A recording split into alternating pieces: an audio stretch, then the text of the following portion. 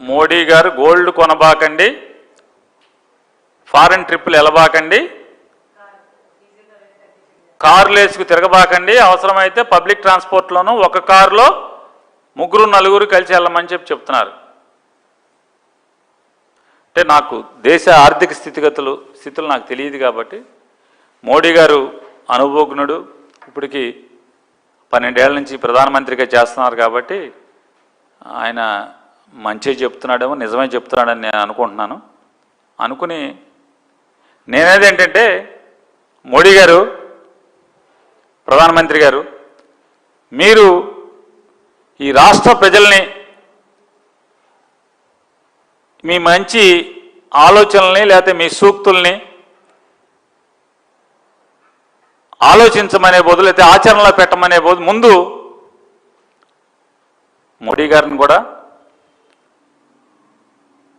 ఢిల్లీ నుంచి అన్ని చోట్లకి రైల్లో వస్తే బాగుంటుంది, ఆయన కూడా కమర్షియల్ ఫ్లైట్లో వస్తే బాగుంటుంది.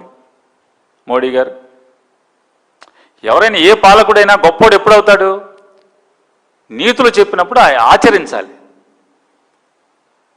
ఆచరించినప్పుడు మాత్రమే ఆ పాలకుడు గొప్పోడు అవుతాడు, ప్రజలు కూడా ఖచ్చితంగా ఆచరిస్తారు. అలాగే ఆయన నిన్న పవన్ కళ్యాణ్ గారింటికి, డిప్యూటీ సీఎం గారింటికి, అట్లాగే de facto chief minister Nara Lokesh Naidu గారింటికి, chief minister Andhra Pradesh chief minister గారు చంద్రబాబు నాయుడు గారింటికి. ఇక్కడికి ఒక విచిత్రం ఏంటంటే రాష్ట్ర ప్రజలకి ప్రపంచంలో ఎక్కడా ఉండదు. ఒక రాష్ట్రానికి ముఖ్యమంత్రి, ఒక రాష్ట్రానికి ఉప ముఖ్యమంత్రి, వాళ్ళ ఇంటికి ప్రధానమంత్రి గారు ఎక్కడ వెళ్తా అంటే పక్క రాష్ట్రంలో వెళ్తాడు. మా కర్మ కాబట్టి ఏం చెప్తాం?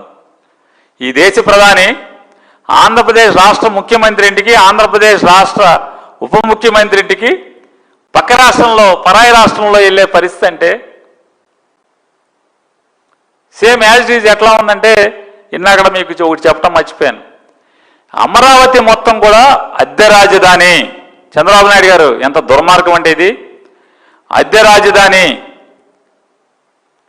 సచివాలయంలో మీరు అమరావతి అంటే ఏదైతే ఇప్పుడు సచివాలయం మీరు ఎన్నో అంతస్తులు కడతా అంటున్నారు కదా, అందులో పెట్టేటువంటి ప్రతి ఆఫీసు కూడా, ప్రతి డిపార్ట్మెంటు, అది ఇరిగేషన్ డిపార్ట్మెంటా లేకపోతే రాష్ట్రంలో ఉన్నటువంటి 30-40 డిపార్ట్మెంట్లు, ప్రతి డిపార్ట్మెంటు చీఫ్ సెక్రటరీ కానీ లేదా హెచ్ఓడి కానీ అందరూ కూడా ఆఫీసులకి సిఆర్డిఏకి అద్దె కట్టాలనేది చంద్రబాబు నాయుడు గారి ప్రభుత్వం చట్టం చెప్తుంది. సిఆర్డిఏ చట్టం చెప్తుంది, ప్రభుత్వ జీవోలు చెప్తున్నాయి.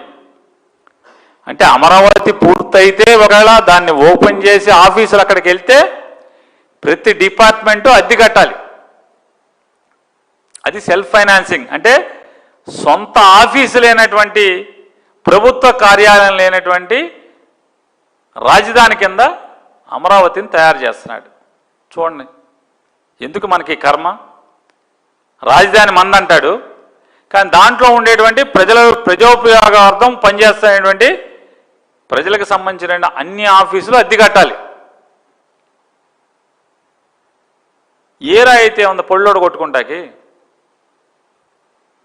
మోడీ గారు, మా ముఖ్యమంత్రి గారు, మా ఉప ముఖ్యమంత్రి గారు, అలాగే మా ముఖ్యమంత్రి గారి కుమారుడు ముగ్గురు ఖచ్చితంగా వారం శుక్రవారం హైదరాబాద్ వెళ్ళిపోవాలి. వాళ్ళ ముగ్గురు స్పెషల్ ఫ్లైట్లో వెళ్తున్నారు.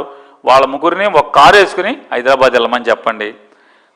సోమవారం హైదరాబాద్ నుంచి వస్తారు, ముగ్గురిని కలిసి ఒక కారులో హైదరాబాద్ నుంచి విజయవాడ రమ్మని చెప్పండి.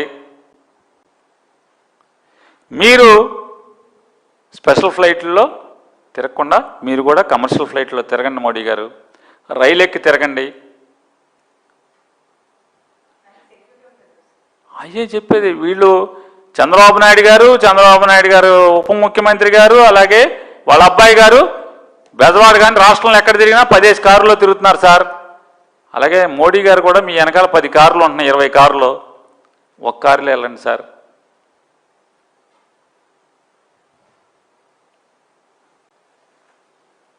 వీలైతే ఆయన దిగిపోయిన ముఖ్యమంత్రి గారు ఉన్నాడు, స్టాలిన్ గారు, ఆయన ఏదో చెప్తున్నాడు, సార్ మీరు భయపడ్డారు సార్, ట్రంప్ గారికి భయపడ్డారు సార్. ట్రంప్ గారికి భయపడి పుతిన్ గారి దగ్గర ఆయిల్ కొనట్లేదు సార్. అక్కడ కొనండి సార్, ఈ బాధలు ఉండవు సార్, మనందరం కారేసి తిరగచ్చు, బస్సు ఎక్కి తిరగక్కర్లేదు, నలుగురు ఎదురు కలిసి ఒక కారులో వెళ్ళక్కర్లేదు సార్ అనేమో స్టాలిన్ గారు చెప్తున్నాడు. ఒకవేళ అది నిజమైతే ఒకసారి ఆలోచించమని మోడీ గారిని కూడా రిక్వెస్ట్ చేస్తాను. Please subscribe .news.